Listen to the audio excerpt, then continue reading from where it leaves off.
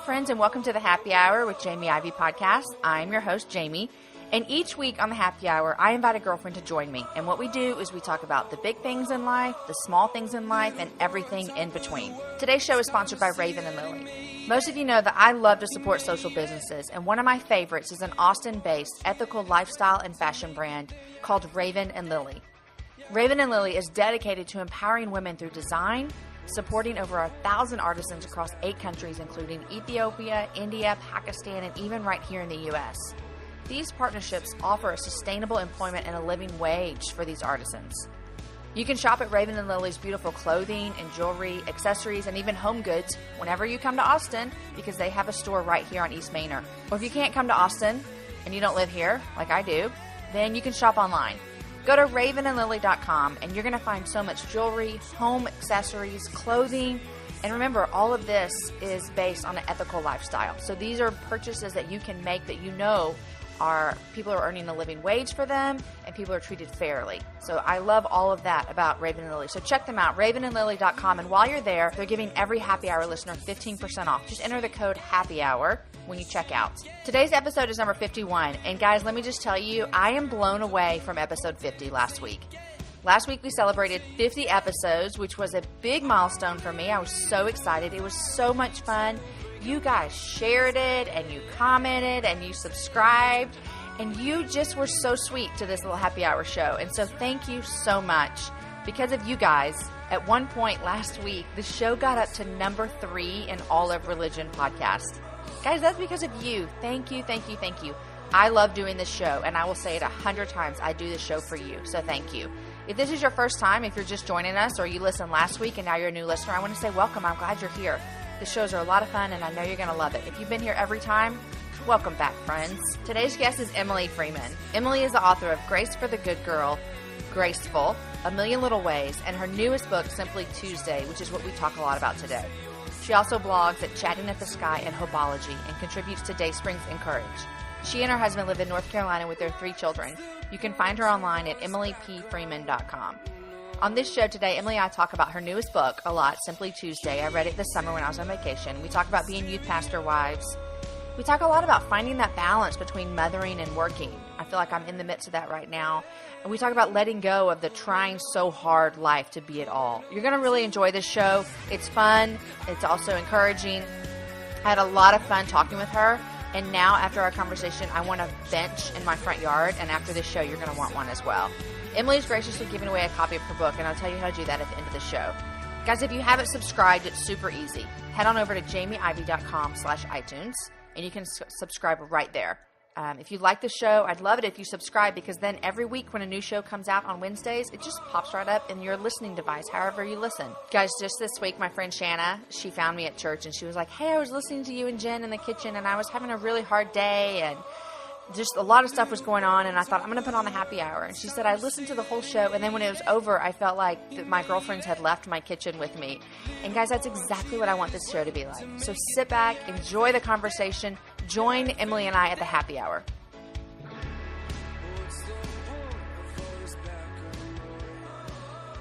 Hi, Emily. Hi. I'm so glad to meet you.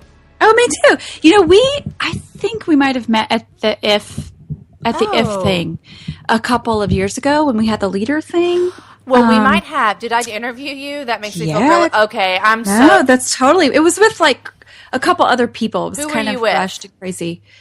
Gosh, Annie. No, it wasn't Annie Downs. Krista Black. Okay, I remember that now. I was with Krista. Yeah. That was the first time I met both of y'all. I am so sorry that I did not remember not that. at all. I did 800 interviews that day. Oh, I know. Usually I'm the one who people are like, yeah, we met. I'm like, it's so nice to meet you. They're like, oh, yeah, we've met 4 times. I know. I always tell, my husband makes fun of me. He says I have facial recognition disease. Like, I will see someone and I'll be like, oh my God, I think I know them. How do I know them? And he's like, oh, we had dinner at their house for like 5 hours. They bared their soul to you, Jamie. I'm like, oh, this is lovely. I'm such a good pastor's wife. That's the way it goes. Yeah, what is it with my husband was a pastor for 12 years, a youth pastor, and everyone knows him, and he knows everyone. I know. And I just always, I'm like, oh, it's so good to see you again, because I know I've seen them, but I don't know their name. Aaron taught me that a long time ago. He said, you need to say, it's good to see you again, not it's nice to meet you, because then they're like, oh, we've met. Never mind. Oh, okay. Well, it's nice to talk to you again, Emily. Oh, absolutely. You too. This is so fun. I actually listened to a Hopology episode. I was driving home yesterday, and so it was like I was with you. Oh, good. I'm so glad. People say that to me when they listen to the podcast. They're like, I feel like I'm with you. And so I get it. I felt like I was with you yesterday. Right. That's what you want. You want people to feel like that they're with you. Yes, yes. Okay, so it's Monday morning when we're recording this on, I don't even know what day it is anymore because it's summer, and that's what happens in the summer. Right. It's July. It's a day in July. It's sometime in July. That's a good way to say it. And I just dropped, one of my sons is away on a trip, and I just dropped off all 3 of my kids at day camp. What? So I have a whole week of like every day 9 to 4 with nothing. Wow, that's even longer than when they're in school. At least for us. But that doesn't happen in the summer ever. Way. Now, Awesome. I saw that your girls were just out of town without you. Oh my goodness. This is the first time they've ever been out of town without my mom or John's mom or somebody with them for 5 nights. So was this harder for you or them? It's a good question. It's a really good question because have been gearing up for this because thinking not just like, oh, are they going to be okay? Are they going to be safe? Not really that, but more they get kind of nervous at night at home, even just sort of going to bed and, the nighttime routine. I mean, they're 11 and a half, so they're not, toddlers. Right. But sure enough, they'll email us every night because they don't have phones, but they can email us. And so they'll email, I miss you, mommy. And then like every cry face emoji that is possible, they'll put that. And I'm like, oh my goodness. So, but they've done great and they'll come back today. So we'll get to hear all about it. I'm sure. So you think they're doing well though? I mean, you think the cry face emojis are just like, I miss you, not like, I think it's hate it. just, I miss you. I don't think it's, I hate. I think they would have said like, pick me up now. I hate everything. True. But they haven't. And they're with like one of their best friends and they've had a great time. That's good. But I'm ready for them to be home. I'm sure. I know. I was out of town last week, and then my son's out of town this week, so it'll be 2 weeks before I see him. And that's a long time. I don't think I've ever gone that long. He's 11, like your girls. Yeah. Okay. So, That's a long time. It's a long time. So I know it's kind of crazy, but he's having so much fun. It's just our trips overlapped, and so right. So wonderful. Well, do you ever have time when all your kids are away? I do. Every summer, my parents, my mom, they call my mom Grandy. And so every summer she has Grandy camp. And so all 3 of my kids and all 3 of my sister's kids since they were old enough to sort of be away from us for a night, they've done this every summer for 4 or 5 days. This year it's a little shorter, but so that's coming up in a couple weeks, Grandy camp. And they do all kinds of fun stuff together. I love Grandy Camp. I want Grandy Camp. It sounds Don't awesome. You go to Grandy Camp? Yes. So when your kids go to Grandy Camp, do you and your husband do anything special, or do y'all just? I just read your book, and we're going to talk about it, and I know you talk about this a little bit in there. But do y'all do anything special, or do you just kind of chill? Well, both. It used to be that they did Granny Camp when John was traveling with the youth group. So it would be like 5 days of me by myself, which I love. Really? It's so fun to be by yourself. But now, but it's actually really fun to just he and I to have time and to have time at our own house without the kids like that. It's kind of sad a little bit when they're not around, but we get over it pretty fast. Yeah. So we'll like go out on a date, or hang out and watch whatever. Sometimes I have this weird thing. I like to watch the evening news at like 6:30, but I don't like to do it if the kids are home because it's too sad. Yep. And so when they're not here, I'm like, I get to watch the news. I'm so lame. Jamie, That's so lame. Not lame. We don't watch the news in our house because my parents are always like, did you hear about this? I'm like, no. I mean, if I don't get on the internet till the night, I won't hear about it. So tell me, because we don't watch the news either. It's too much for the kids. It's too much. So when they're gone, I watch the news and, take my time in the morning to sort of read. I don't have to cut it off at a certain time to make breakfast. I can just keep reading or writing or whatever. So it's a good time. We usually kind of lay low. That's great. We've had, a handful that I can think of nights in our house without our kids. And it's just weird. It just seems weird to me. Yeah. I'm like, there should be other people here. But it's great. It's glorious. It's wonderful. So wonderful. Yeah, it's good. You need both. You need like most of the time with them, but then every now and then it's nice to have a little break. Yeah.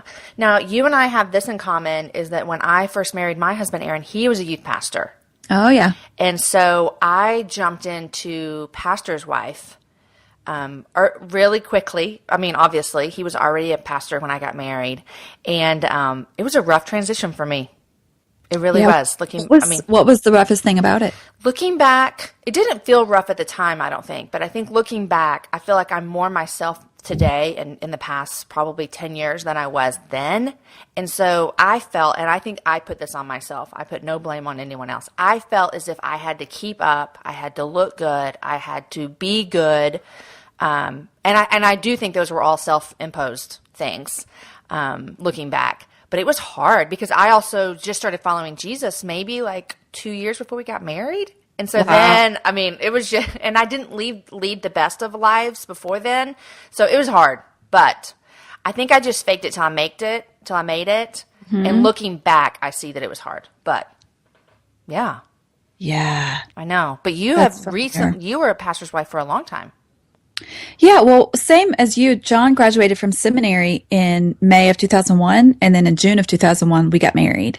And us too. Oh, look at us! I know, we live the same life. We live the same life. Are you me? Yes.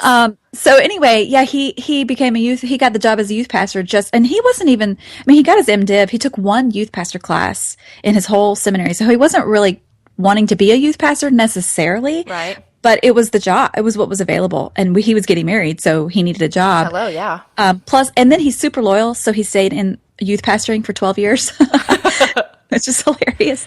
But yeah, so I jumped right in too. I mean, we got back from our honeymoon, and a week later, we left for a week with high school students. This is the story of our life. Yes, exactly. Yes, yes. I get everything about it. Yeah, I know. That was great. Looking back, I'm like you. Looking back, like, that is insane. Mm-hmm. What were you thinking? Mm-hmm. But at the time, it's like, oh, yeah, this is what you do. You go on a trip with the students, and you've been married for 7 days, whatever. And you bunk with all the girls. And, yeah.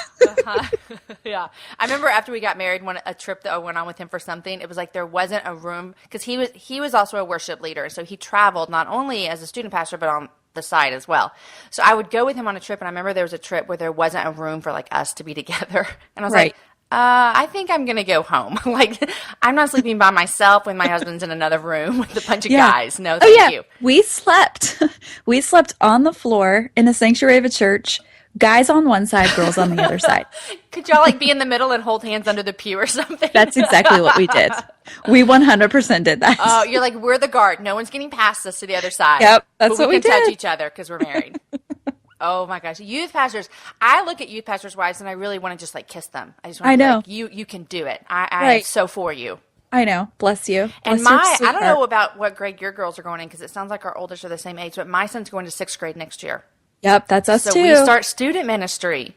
Yep. Which I didn't think I was going to be like weird about it. I mean, it's just another thing in life, but some of our friends lead worship for the students here, and so they're like, hey, can we pick Caden up and bring him this week? And they haven't transferred up, or whatever they do, you know. Yeah. So I was like, yeah. And so he picked him up and took him, and I thought, this is not how I thought it would go down. I thought I would take him to his first event and stand in the back and make sure everything was okay. But no, he just showed up with the band, and I was like, I guess that's even better for him. I mean, you know. Right. I know you plan for like these monumental moments in life. Yes. And then they come like as an afterthought. It's like, wait, that's not how this goes. That's not how I thought it would happen. Yeah. I know. Which makes me, okay, so your girls, are they going to students? They're going into middle school, so they'll be part of. But we used to be part of this huge, ginormous church here in Greensboro, where we live in North Carolina, and that's where John was a youth pastor. We had hundreds of students, right? And then, but when he left that job, in order to sort of make space for the new guy, you want to respect, give him his space. Yep. So we left the church. We loved the people, and it was a amicable parting, but we ended up, we're at a tiny little church, less than 200 people. So student ministry at that church looks very different than what we were a part of. And so it's not as scary for the mom. I bet, yeah. It's sort of like, oh, okay, just move up to this other class with your friends. Great. Yeah. I love it. Yeah. And it kind of fits their personality, though, so it's good. That's good. Okay, and we haven't said, but you have 3 kids. You have the 2 girls that are twins that are 11, and then you have a son that's how old? He just turned 9, and he's headed into 2nd grade. Okay. 3rd grade. I lied. 3rd grade. 3rd grade. Okay. This is kind of like I have my 11-year-old going to 6th grade, and then I have 2 boys going into 4th grade, and then I have a daughter going into 2nd grade. There you go. All the move-ups, Yep. You get confused. Yep. Well, speaking of slowing down in smaller churches and living smaller, I read your book last week when I was on vacation.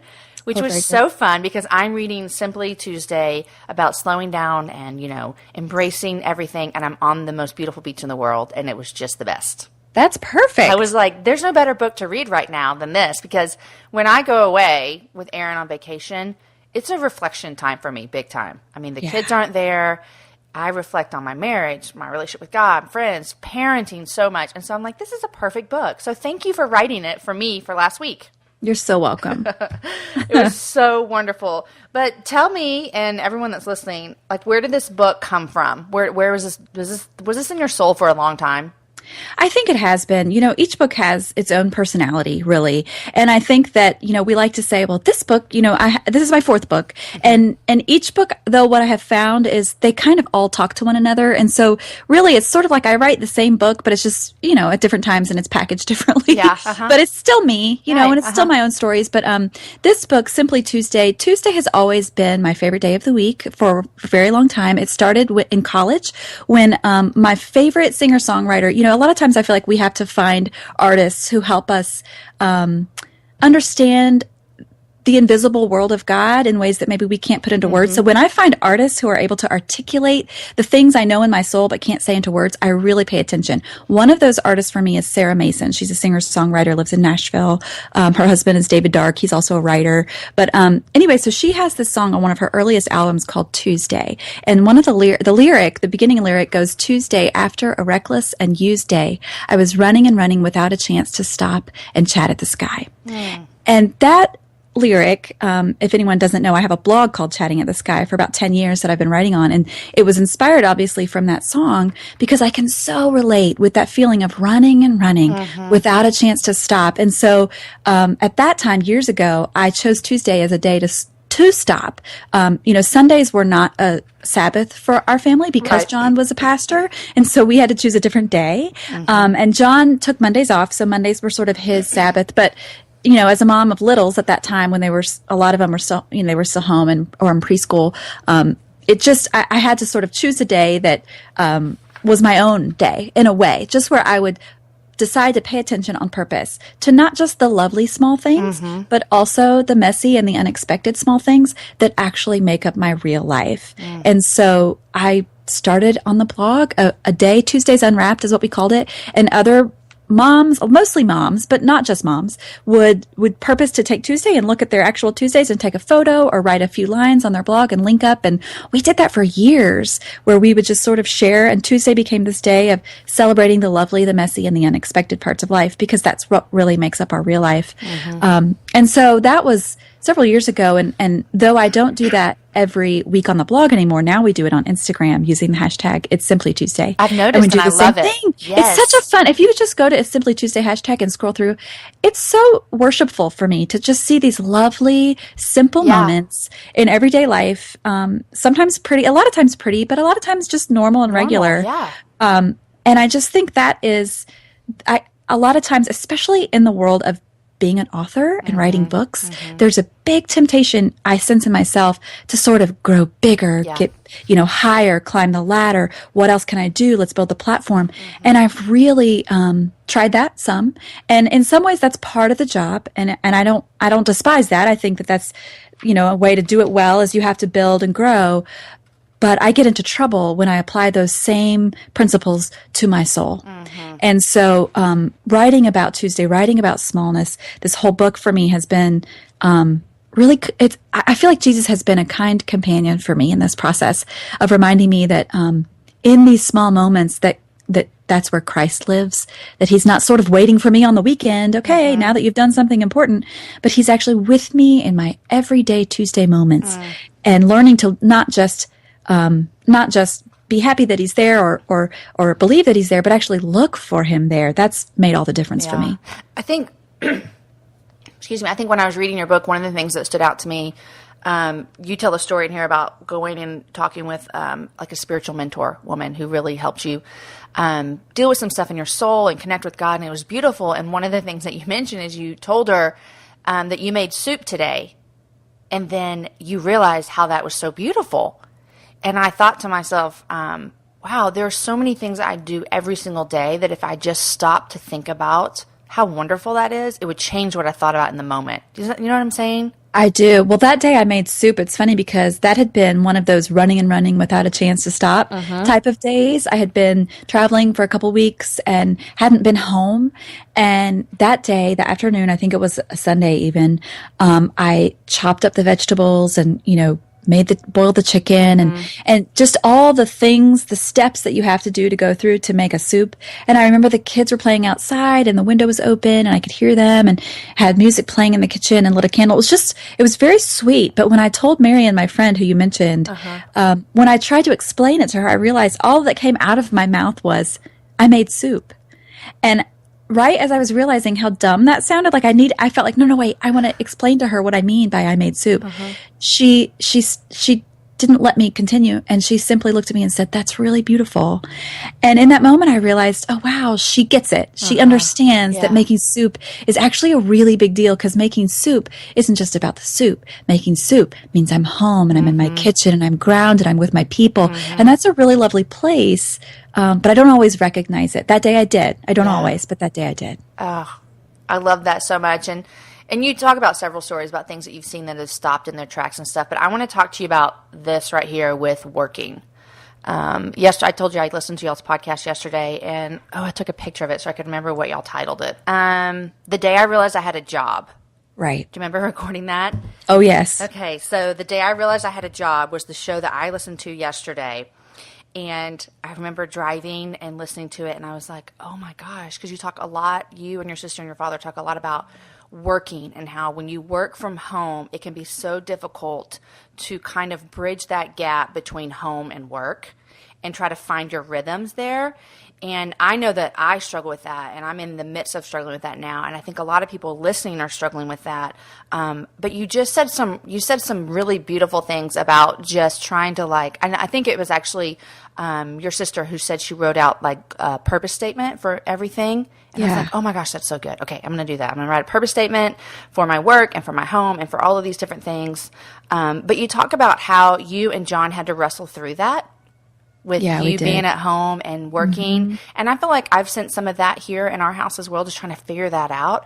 What would you say is an encouragement to someone who's feeling like, I have this, and you redefine work on that podcast too, which I appreciated because you said it's not just monetary value, this is like a creative outlet. This makes me a better person. This makes me find who I am. What would you say to a woman who's kind of struggling with that work aspect of wanting to do something that fulfills her, but doing it in the home is hard? And slowing down all of that together. I'm just I read your book and I heard the podcast. I'm like, oh my gosh, I love all of this. So talk to a woman who's struggling with that right now. I think for me, I was that woman and still am. And the first thing for me was to admit that this is important, what I'm doing. I think that if I don't come to a place of recognizing not just this is something that I'm trying, or this is something that to actually value it for what it is, and then to talk about how you value that with the people who you live with in your family. For me, it was my husband, that if he didn't know that was important to me, then I can't expect him to value it. Yeah. Because if I don't value it, then why would he? And that's where our friction was those first several years. Because see, writing a book, for some people, you plan, you go out and get a job. For most people, you want to get a job. You go out, you interview for a job. Right. They offer you the job. You meet with HR. You get, benefits. Here's your paid time off. When you sometimes though, that you don't, it doesn't work that way. Right. Especially when, for me, writing books, and for a lot of other types of creative jobs or jobs where you're self-employed, you do your own thing, you have an Etsy shop, whatever it is. You don't apply for a job and it's handed to you and then you have a boss. Right. Instead, for me, I just had an idea for a book, and John was a youth pastor, and it wasn't even an idea for a book. It was an idea for a small group with girls in our youth group. And so I was doing it at our church, and I ended up talking with someone who said that could be a book, and I wrote a book proposal. So I did write a proposal, but I didn't see it as applying for a job. Right, because it's different. It's different, and you don't expect it to happen. And then even when I got the book deal, I just saw that as one book deal. I didn't see that as this is the beginning of a career. A job.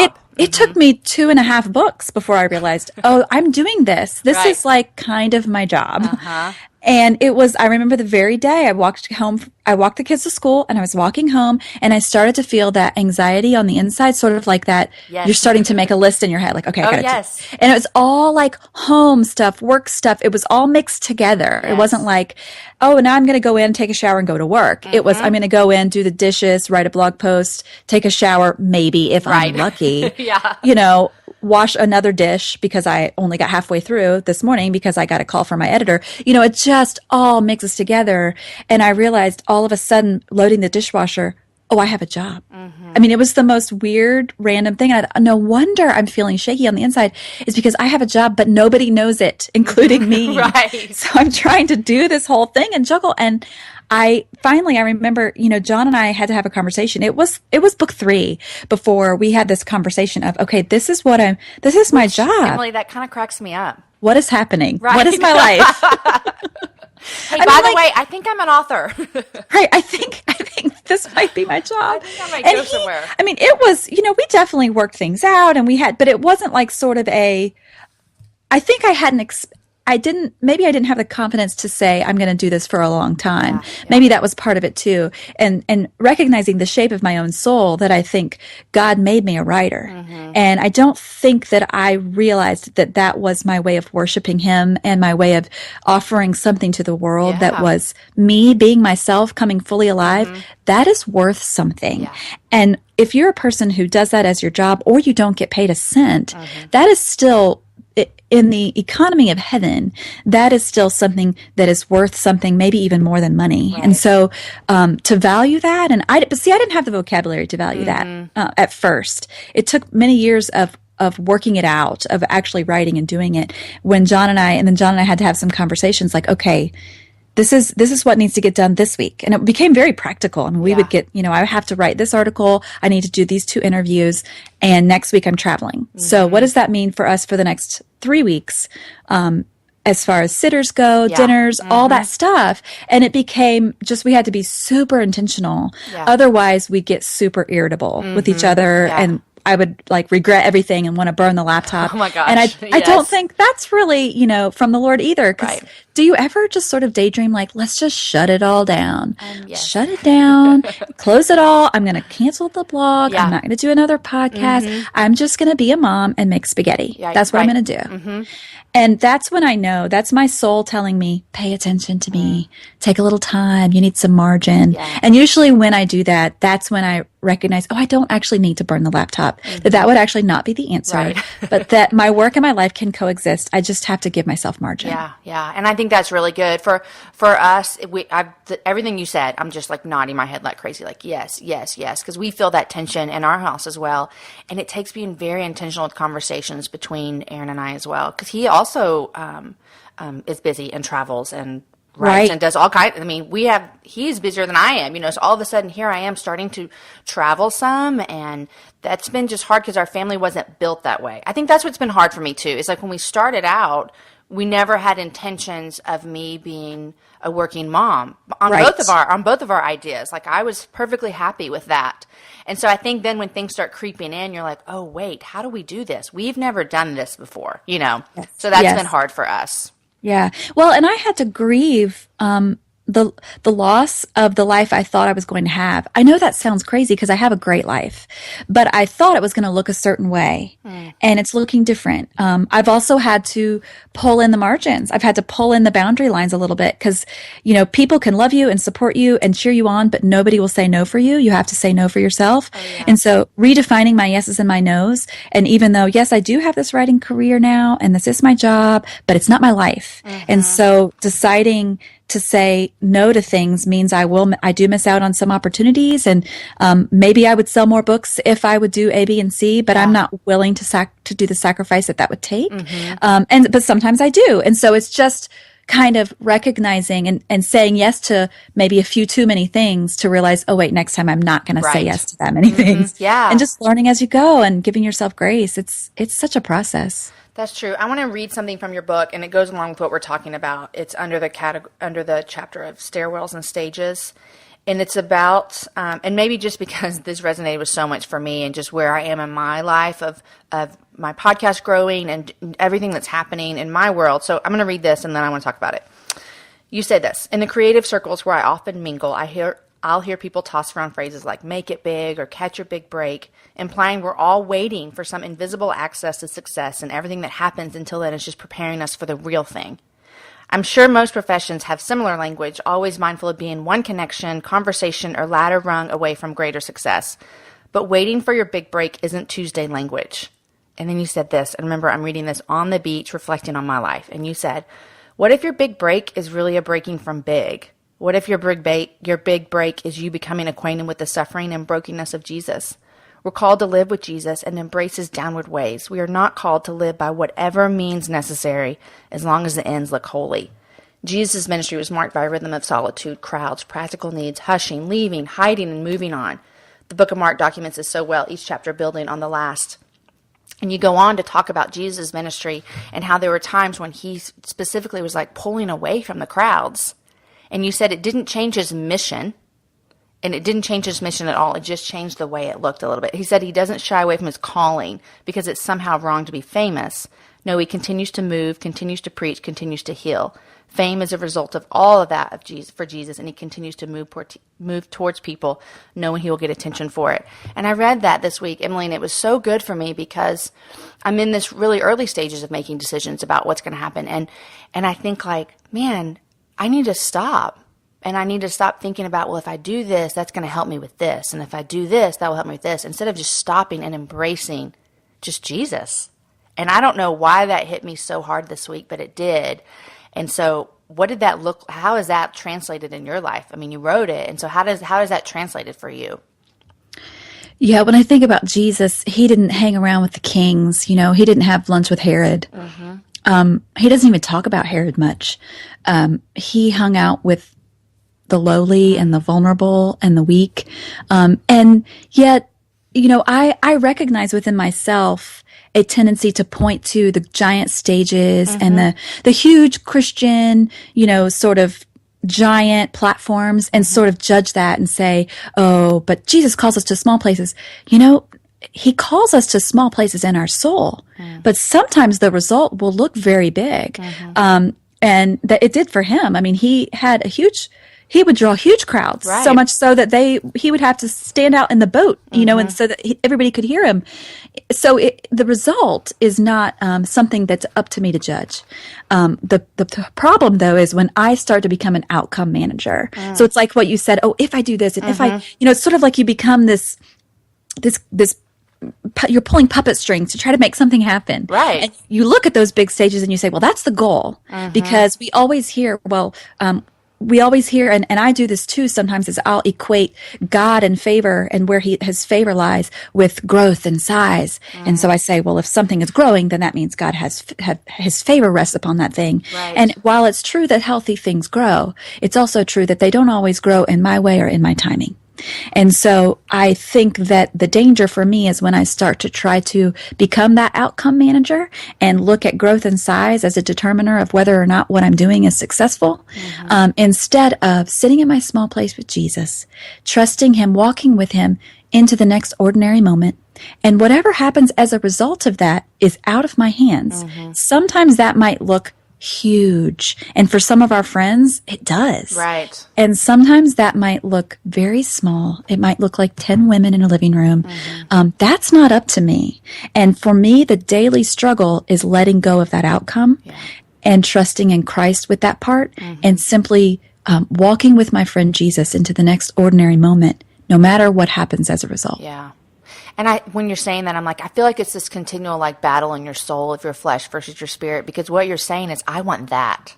Yeah. I want that smallness. I want everything to matter for him and not for me at all. And then you have your flesh that's like, no, I mean, but if more people bought my paintings, that would be better. Or if I made it into this gallery, if I sold more books, then I would be a better person.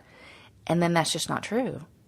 It's just not true. And two, I have to be careful not to always be judging my motives, because a lot of times I want both. You know, I I want to be small and I want to be big. And I want to glorify Christ and I want to glorify myself. And it's just, that's what it means to be human. Yeah. And if I spend all my time shaming myself and, oh, woe is me, I can't believe I have all these mixed motives. Yeah. Welcome to the world. Right. Welcome to being human. The beauty is that Christ came down to be with us. And then even in my crazy mixed up motives, he still can bring himself glory. He still can find lovely ways to meet me in those places. And even in that, I don't have to manage the outcome of my own mixed motives, that I can just trust that he's renewing me day by day. And that's what it means, that he's given me a new spirit and a new heart. And that even though I don't always listen to that new spirit and that new heart, it's still what's most true about me. Yeah. I mean, isn't that great? That's exactly what Paul says when he's like, I want to do these things, but I do these things, but I want to do these things. And then he starts like chapter 8. He's like, but there's no condemnation. And I'm There's like, no condemnation. I love that coming right after that. Because that's me. I'm always like, I want to do what my spirit wants, but my flesh is so big sometimes. Yeah. But you're right. We don't have to walk in that shame. We can let that go. And I think, did I hear you say that on this podcast where you're like, I had all of these balls in the air and I had to drop one and I had to drop shame? Yeah. Like we've got enough balls in the air. We don't have to let shame be one of them. Yeah. That's good. And I think that will bring brings a lot of hope to women when we can actually like sit and when we're feeling shame to think, I don't have to carry this. This is not my burden to carry. I'm going to let this go. Right. That'll preach. I'm going to let it go. Hey guys, before we get back to the interview, I wanted to let you know about a way that you can support the Happy Hour podcast. Audible is an audiobook service that lets you read books with your ears. If you're like me, the possibility of getting to sit down and read a book isn't super likely, but with Audible, you can listen to books during your drive time, while kids practice, or even while running at the gym. Right now, Audible is offering a free audiobook download with a free 30-day trial to give you the opportunity to check out their service. To download your free audiobook today, go to jamieivey.com/audible. It's a way to help me out, and it's a way for you to listen to all those amazing bestsellers that you haven't quite had the chance to sit down and read. If you like it, you can keep the membership, but if not, you can cancel it anytime. Again, it's jamieivey.com/audible. Sign up today and get a free audiobook, because what's better than free? So when I'm going to ask this as a really stupid question because I know it's I can't wait. I know. You really put a bench out in the middle of your cul-de-sac? We really did. Like you just thought this would be awesome here? Well, because I love it. Yeah. What happened was we moved into this house and our kids were, our youngest was 2 and the twins were 4 or 5. And it's a cul-de-sac and 2 houses away from us, like I'm staring at their house right now, is my brother-in-law. Which I love. Yeah, and their family. They have 2 little girls. And so it's a cul-de-sac, which when you have kids, that's like a track, They go around the track in their tricycles and their little, motorized cars. And it's like super fun. So we found ourselves out in the cul-de-sac all the time. And my mother-in-law would come over a lot and we would be like pulling chairs from the, lawn chairs from the garage or having blankets. And she got sick of that. So she was like, I think it would be great if you had a permanent bench out here in your grassy area of the cul-de-sac so I could sit down on it. And so she bought one and she brought it over. And then our neighbor, who's about her age, saw the bench one day and was like, I love that idea. I'm going to get a matching bench.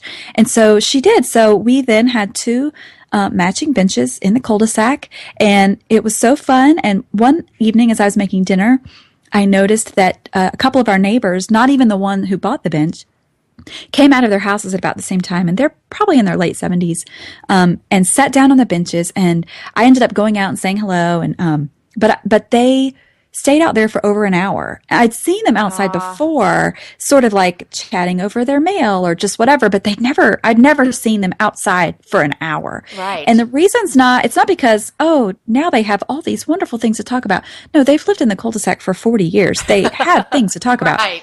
But before, it wasn't so easy. And so the benches simply gave them a regular, simple place to be together. And for me that day, it was such a ordinary moment and like a regular nothing moment, really. But I think it was, again, back to work. I was sort of in that time of thinking about, okay, what does it mean to build a platform? And, I'm so, it makes me feel twisty and weird on the inside, and I hate talking about it. And, but I saw them on those benches and I was like, it's like the Lord just gave me that as a metaphor for my writing. And it was almost like he said, Emily, I'm not asking you to build a platform. I'm just asking you to build a bench. And a bench is a simple place for people to gather. It doesn't give something to talk about. It enters into a conversation that's already happening. It gives people a place to rest, a simple place to be. It's a common place to gather. And that's what I wanted my writing on the blog at the time to be for people, was just to offer a bench. Like, I'm entering a conversation that's already happening. I'm not making up new things, Right. No need for that. Everything's already been said, but maybe it's not been said in my way or in this timing. And so that's sort of helped me think about my work.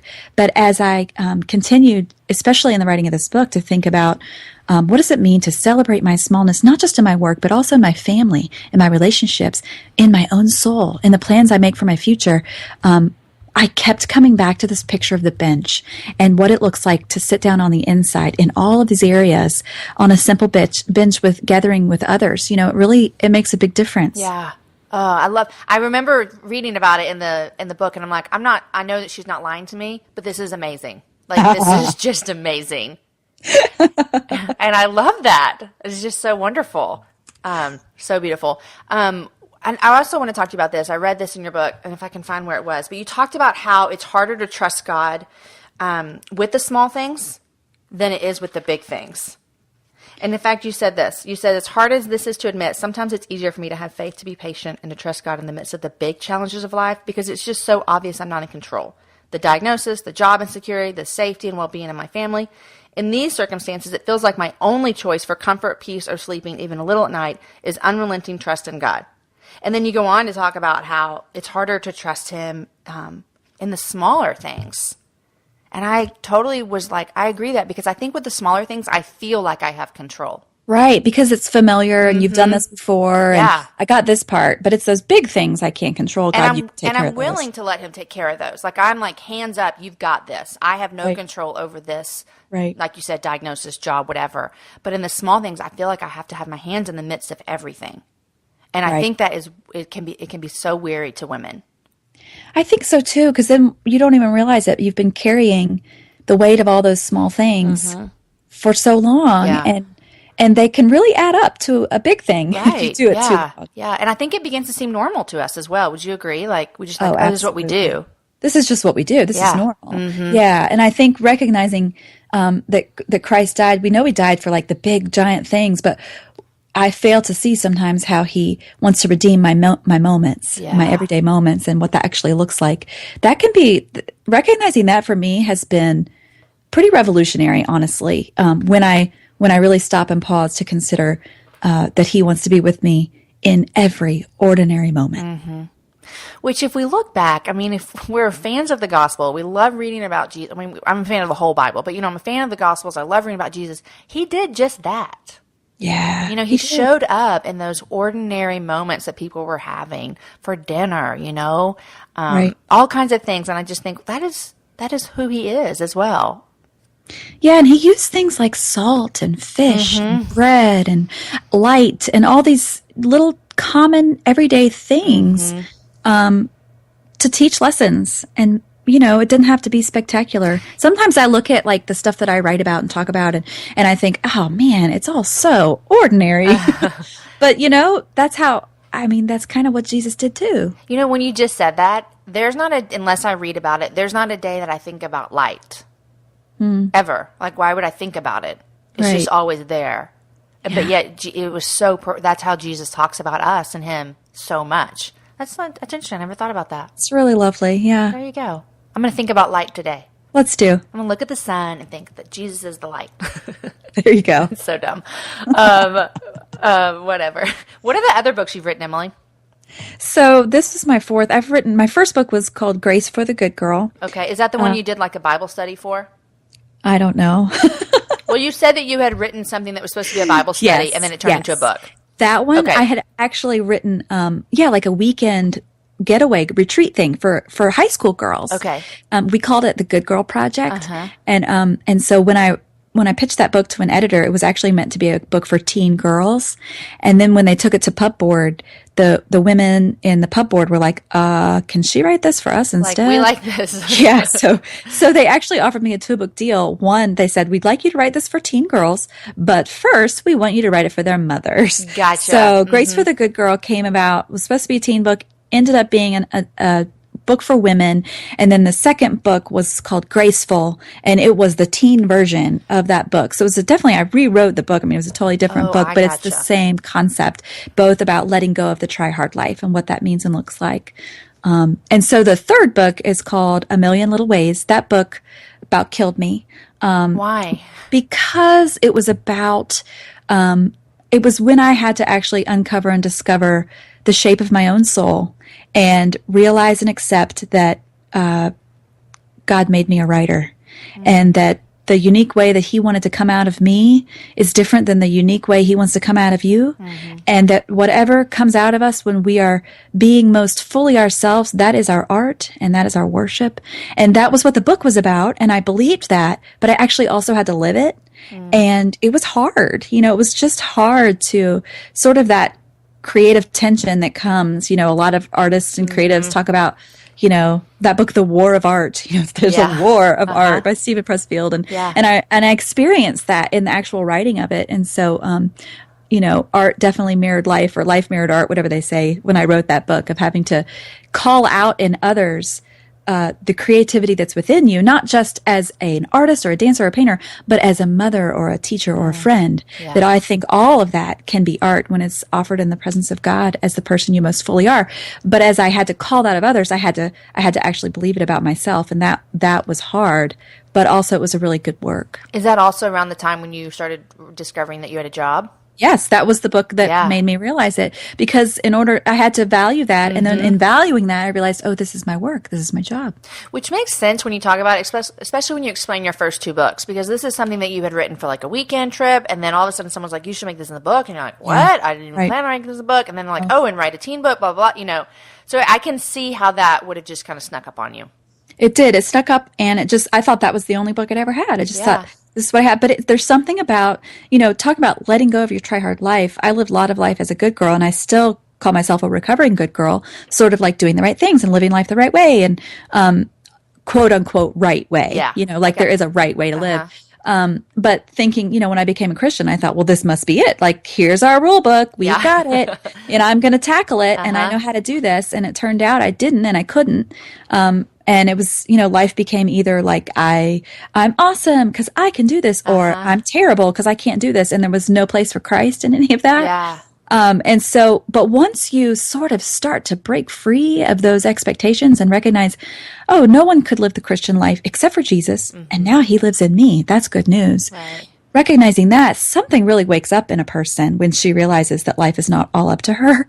And so that third book makes sense, that's what sort of came as a result of a freedom of recognizing like, oh, I can't do this, and I was never supposed to. Right. That is such freedom too. And I sense that in my oldest child. I don't know if it's are you the oldest? I'm not, but my sister's older, but we kind of switch roles in a lot of ways. It's really odd. Well, I'm the oldest, but I never did any of this, like have to follow the rules right. I just said, screw all the rules. Right. I don't know what happened to me, but I see it in my oldest a little bit. Like he's 11, and we see him like, you know, starting to follow Jesus and come to all of these terms with his, like what we just talked about, the flesh and the spirit. And I see that in him. I see the great desire to want to do right, and I see the great not what he might feel, remorse and remorse is good when we've done something wrong, but I see also this great sense of failure. And so I see that what you're talking about of trying to figure out, I can't do it all right, and I don't have to feel this way when I fail because of Jesus. So it's interesting. I can see that in my son right now, which is crazy. You know? Yeah, I've had people ask me if I'm going to write a book, Grace for the Good Boy. I am not. No, but somebody should. A man, maybe. Someone could. Yes. And really, you know, he could just, you know, tear off the cover that has girl and then read it, and it's all the same. Yeah. You know, it's all the same information. Right. Exactly. Yeah. But it's weird as a parent. I don't know if you feel this when you start seeing your kids go through stuff like this. Oh, man. And you just want to take it away. You know, you just, but it's a journey. And, you know, like you wouldn't be who you were if you didn't go through that journey. And Christ says he's molded you to be who you are and to have the words that you have for all of us because of that. And so in a sense, we're grateful for that. But it's hard when you see it in your kids. It is hard. It's hard. Oh, you just want to take it. You just want to take it. So when someone reads Simply Tuesday, they pick it up, which I love the cover, by the way. Do you love it? It's super I cute. love the cover, the Yeah. white and the gold. It makes me so happy. I told Aaron on the beach, I was like, you know what? This is a book, and I do judge a book by its cover. So Oh, everybody does. Absolutely. I always say books and wine bottles. Like, you got to have a good cover, or I'm not going to pick it up.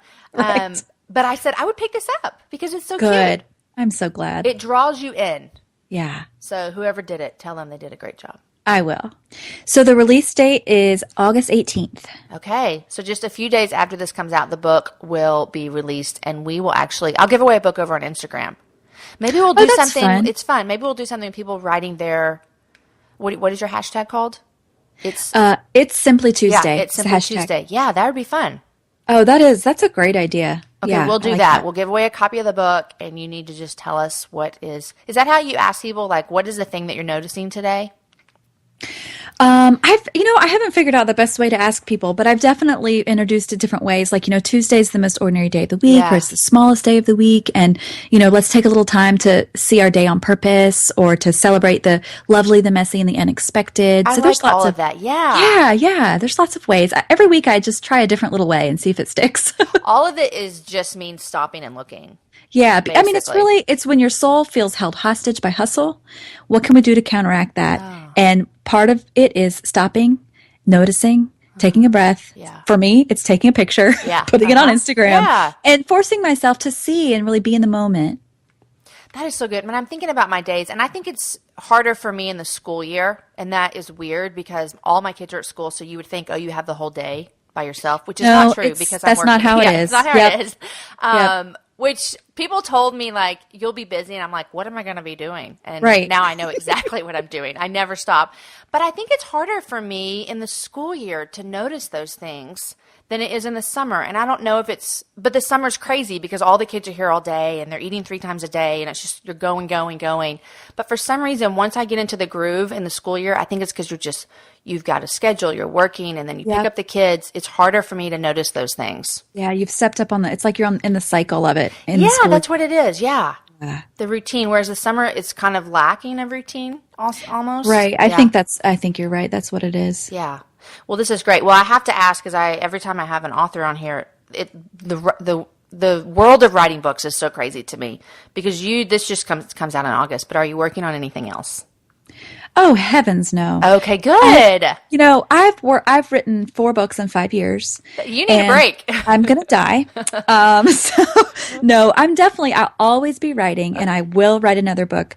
But right now I'm looking forward to maybe working on some other kind of projects that aren't traditionally published books. So we'll see what's next. Okay, I love that. I know I'll talk to some authors and their book is coming out in a week and they're like, I know my next manuscript's due in like 2 weeks. I'm like, this is crazy world. Yeah, that's been me. That's been me for many years until now. Good. I think this book has taught me, how to say no to that for myself right now. Yeah. And that's been really freeing. That's great. That's great. Okay, I always ask my guests this, and I don't know if you're prepared for this, so I apologize ahead of time. Okay. I always ask my guests 3 things they're loving in life right now. Like if you called up a girlfriend and you're like, you're not going to believe this. It could be a TV show, a lip gloss, a book, whatever. What are 3 things that you're loving right now? Well, we've talked about already. Number 1 is Instagram. I just love it. It's the best platform on the internet. It's beautiful. I mean, it's photos and words combined.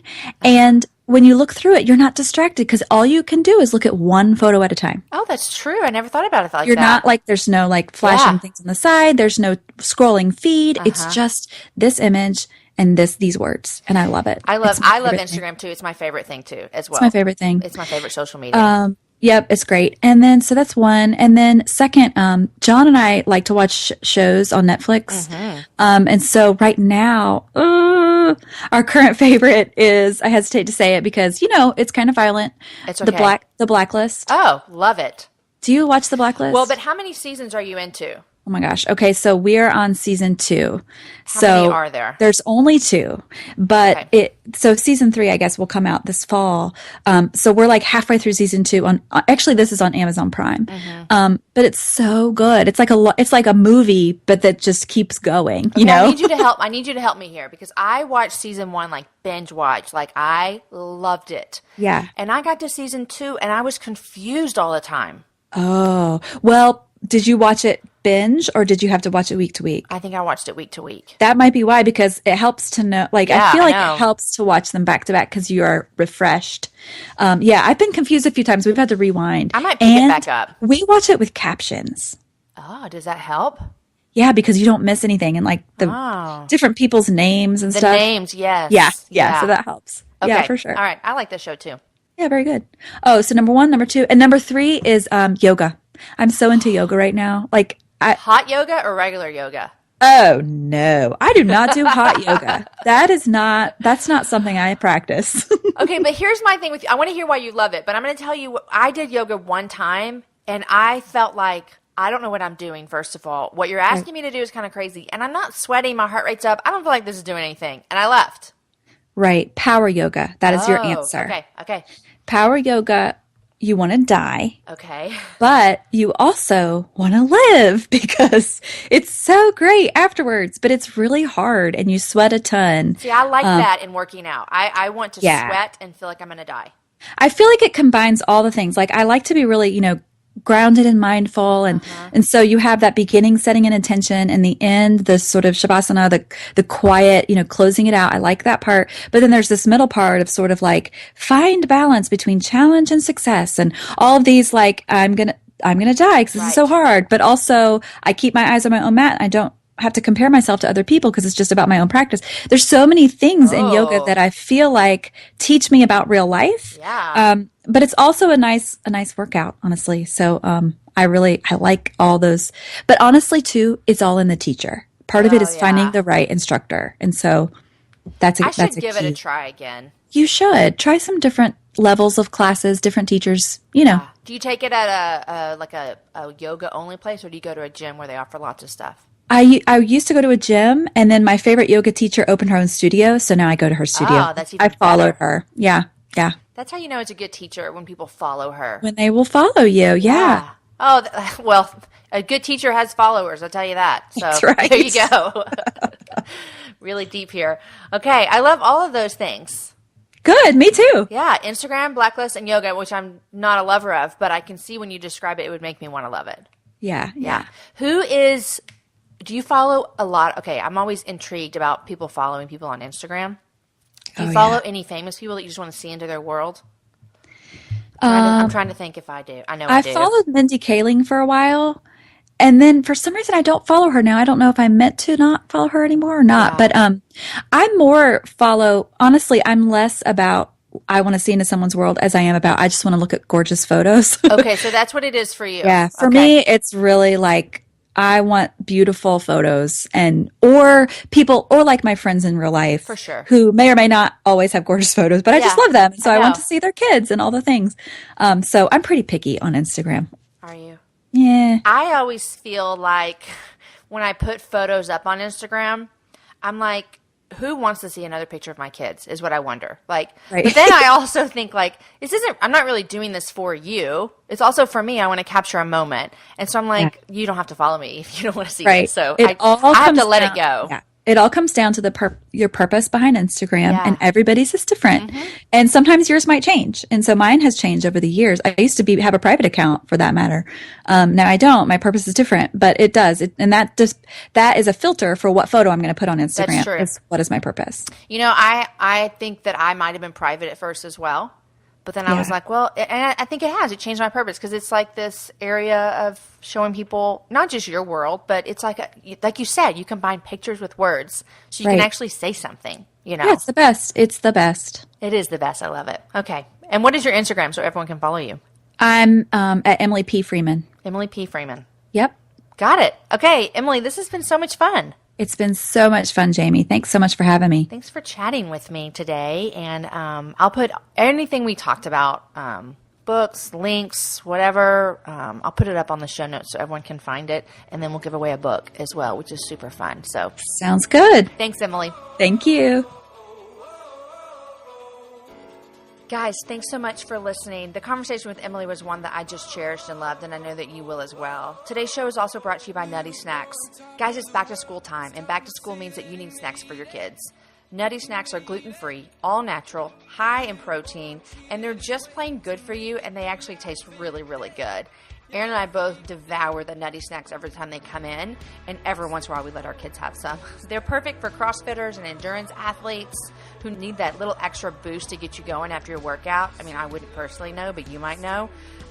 They're loved by moms like myself who need good snacks for their kids. To know that you're sending your kids to school or to preschool or just in front of the TV to watch Dora with good, healthy snacks is a really good thing. Nutty Snacks comes in these convenient 2.5-ounce packs that you literally can just throw in your bag. We love those a lot. They are great for road trips and great for just throwing in your purse. And then they also have 7-ounce packs that you can share with the whole family. Nutty Snacks are committed to doing good and making a difference. So every purchase of Nutty Snacks that you purchase, a percentage of the proceeds goes directly to the Imani Project to help kids in need. Nutty Snacks, a little sweet and a little nutty and a whole lot of good. Find them at nuttysnacks.com. That's nuttysnacks.com. And they're giving all Happy Hour listeners 15% off. Thank you, Nutty Snacks. Just use the code HAPPYHOUR15. So nuttysnacks.com, Happy Hour 15. Guys, Emily's book just released last week. And remember, all the books we mentioned and chat about you can find at jamieivey.com/happyhourbooks. I wanted to set up a place where you could remember everything we chat about without having to write it down while you're driving or just basically try to remember it. So just remember Happy Hour Books. So go to jamieivey.com/happyhourbooks, and I will have all of the books there through Amazon that we talk about and that we recommend. And so Emily's book is there. And anything else that we chat about, like if you're like, I wish I knew the length of what they were talking about, I'll give it to you guys because I'm nice like that. jamieivey.com, it's going to be in the show notes. Guys, we're going to give away a copy of Emily's book soon over on Instagram, so make sure you follow me. It's at Jamie Ivey. Today's show is produced by Knox McCoy. Next week's episode is number 52 with my friend Kirsten Dickerson. Today's show was produced by Knox McCoy. Next week's episode is number 52 with my friend Kirsten Dickerson. Guys, thanks for listening. Thanks for sharing with your friends. Thanks for tagging me on your Instagram photos when you're listening. Thanks for everything. Enjoy your week and get some girls together for your very own happy hour. And then tag me and I'll pretend like I'm with you. Bye, guys. See you next week.